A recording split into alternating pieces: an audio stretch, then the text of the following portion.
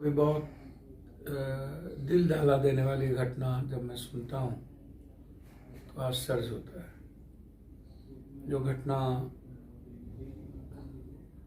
अभी तुरंत सासाराम में घटना घटी है, छात्र और प्रशासन के बीच। मैंने कल भी कहा था कि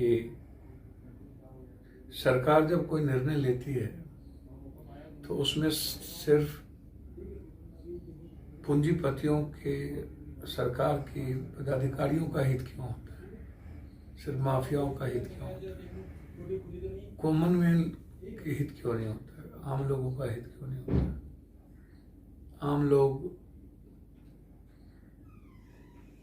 कोरोना में कैसे जिए, जीएसटी में कैसे जिए, नोटबंदी में कैसे जिए, क्या हुआ नोटबंदी की परिस्थितियां। यही सरकार कहती थी कि नोटबंदी और जीएसटी के बाद आतंकवाद और उग्रवाद खत्म हो जाएगा। आज तक कश्मीर, मणिपुर, इम्फाल, नागालैंड, अरुणाचल प्रदेश, ऐसे जगहों पर भारतीय आम लोगों की खून से लथपथ लाशें हजारों की संख्या में मिलती जा रही। हमारे आम सैनिक मरते जा रहे। क्या हुआ? क्या हुआ जब आप बात करते थे कि अब किसी सीआरपीएफ, किसी जवान को कीमत नहीं चुकानी पड़ी। आपको तो फुर्सत नहीं है किसी दल को तोड़ने से, किसी दल को खरीदने से। आप तो परेशान हैं सिर्फ अपनी सियासत के लिए, अपनी कुर्सी के लिए।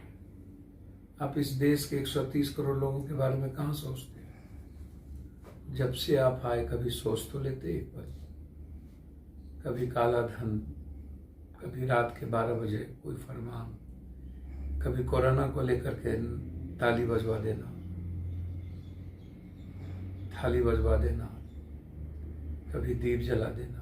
1.5 साल के लगभग होने चला। कोरोना देश के लिए नहीं, दुनिया के लिए अभिशाप बन गया। हमारे देश की इकोनॉमी समाप्त हो गई। जब बिहार में चुनाव था तो फिर कोरोना गायब हो गया। ना मास्क था, ना सैनिटाइजर था। लगातार भीड़, छठ में भीड़, पर्वों में भीड़। तब कोरोना नहीं था। आज 5 राज्यों में चुनाव है, तब कोरोना नहीं है। और फिर आप निर्णय ले लेते हैं। मैंने कल भी कहा कि ट्रांसपोर्ट बंद करने का निर्णय,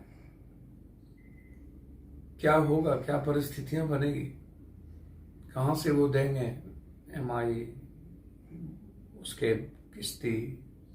स्कूल को आप बस बंद करते हैं, कोचिंग को बंद करते हैं। एक तो बच्चे का एजुकेशन, उसके करियर समाप्त होता जा रहा है। दूसरी तरफ बच्चे से कोचिंग वाले पैसे वसूल लेते हैं, स्कूल वाले फीस ले लेते हैं, बस भाड़ा तक नहीं छोड़ते। लेकिन आप मिडिल क्लास की स्थिति है कि 3 महीना 4 महीना कोरोना में जिसका सारा व्यापार बंद हो जाए वो आपको पैसा दे पाए। ना तो आप स्कूल ना कोचिंग को कोई बेनिफिट दे पाते हैं, और आपको जब मन आता है तब आप मुखिर कानून का शासन चलाते हैं।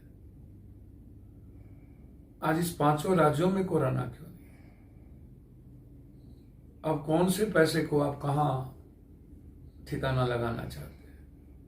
जीएसटी, नोटबंदी तो है नहीं, अब टैक्स के पैसे को आप इस कोरोना के माध्यम से आप किसी न किसी बड़े व्यक्तियों को अमीर बनाना चाहते हैं, पार्टियों को अमीर बनाना चाहते हैं। आज जो बच्चों की घटना घटी सासाराम में, उसका क्या गुस्सा है? क्या वो पैसे कमाने के लिए है? उसका गुस्सा है कि उसका माँ बाप मजदूरी करता है और किसी तरह पढ़ाता है। बच्चे पढ़ना चाहते हैं, पढ़ना चाहते हैं। बच्चे की स्थिति अच्छी नहीं है।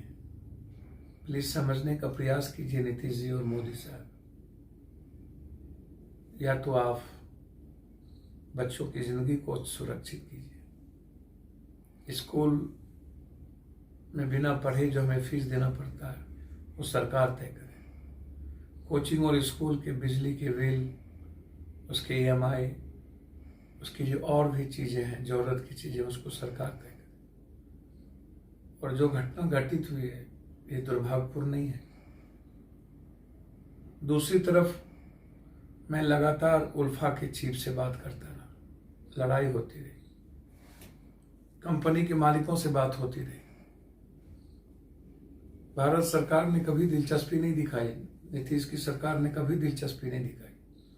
मैं उस माँ को, उस पत्नी को, उस पिता को धन्यवाद दूंगा जिन्होंने दिल की गहराई से भगवान से दुआ मांगी थी, आशीर्वाद मांगा था। आज उसके बच्चे राम कुमार जी उनके बीच, हम सब के लिए, खगड़िया वासियों के लिए, उस परिवार के लिए, उस गांव के लिए ये गर्व का विषय है। मैं धन्यवाद दूंगा उल्फा के चीफ को कि आपने मेरी भावनाओं को समझा।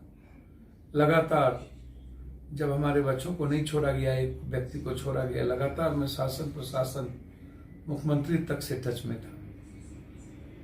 परेश बरुआ जी, यदि आप मेरी बात सुन रहे हो तो आपकी लड़ाई व्यवस्था से है, किसी कॉमन मैन से नहीं। प्लीज, यदि व्यवस्था से आप लड़ना चाहते हो आप लड़िए, मेरा उसमें कोई आपत्ति नहीं, लेकिन किसी कॉमन मैन की यह परिस्थितियां कभी पैदा ना हो। प्लीज, आपने मेरे भाई को, मेरे खून को छोड़ दिया, इसके लिए आपको धन्यवाद। उस कंपनी को भी धन्यवाद जिन्होंने हमारे भावनाओं को समझा। मैं जरूर कोशिश करूंगा वह बच्चा मेरे ही भी बिहार में अपने परिवार के जीवन के लिए आगे मजबूती के साथ काम करे और एक अच्छे परिवार का निर्माण करे। धन्यवाद, नमस्कार।